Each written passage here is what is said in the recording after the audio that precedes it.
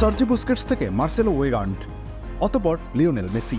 D বক্সের বাইরে বল পেয়ে দুই পা সামনে এগুলেন তিনি, প্রায় ২০ গজ দূর থেকে বাম্পার জোরালো শট এবং বল চালে জড়ালো। এমন ট্রেডমার্ক দৃশ্য কত শতবার দেখিয়েছেন আর্জেন্টাইন সুপারস্টার, কত শতবার বাম্পায়ের জাদুতে বোকা বানিয়েছেন গোলরক্ষককে, সেটার হিসেব এখন আর বোধহয় কেউ রাখে না, কেবলই উপভোগ করে। চোট কাটিয়ে ফিলাডেলফিয়া ইউনিয়নের বিপরীতে ফিরেছিলেন লিওনেল মেসি, করেছিলেন ২ গোল। আটলান্টা ইউনাইটেডের সাথে খেলেছিলেন দ্বিতীয়ার্ধের অর্ধেক সময়। পরের ম্যাচে নিউ ইয়র্কের বিপক্ষে পুরো ম্যাচই মাঠে ছিলেন, আর এই ২ ম্যাচে গোল না পাওয়াতেই নিন্দুকেরা বেরিয়ে আসতে শুরু করে, ফুরিয়ে যাওয়ার সুর তোলে আলোচনার টেবিলে।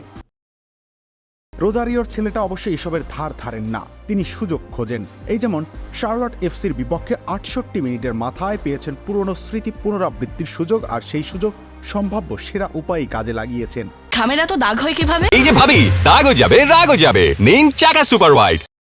১-০ গোলে পিছিয়ে থাকা ইন্টার মিয়ামি এদিন ম্যাচে ফিরেছিল তার গোলের কল্যাণে। কেবল গোলেই সীমাবদ্ধ ছিলেন না LM10, আদর্শ নাম্বার 10-এর মতোই আক্রমণের সুতো হাতে ধরেছিলেন তিনি। ম্যাচের সর্বোচ্চ 4টি সফল ড্রিবল করেছেন, 2বার গোলের সুযোগ তৈরি করে দিয়েছেন, ফাইনাল থার্ডে পাস দিয়েছেন 9 বার।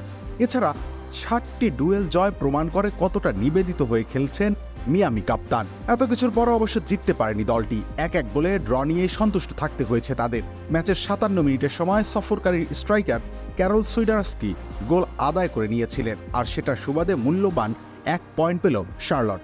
লিগে এ নিয়ে টানা 3 ম্যাচ ড্র করেছে ডেভিড বেকহামের দল। নিজেদের শীর্ষস্থান এখনো অক্ষত আছে বটে, তবে নিয়মিত পয়েন্ট হারাতে থাকলে কি জানি মৌসুম শেষে কি হয়।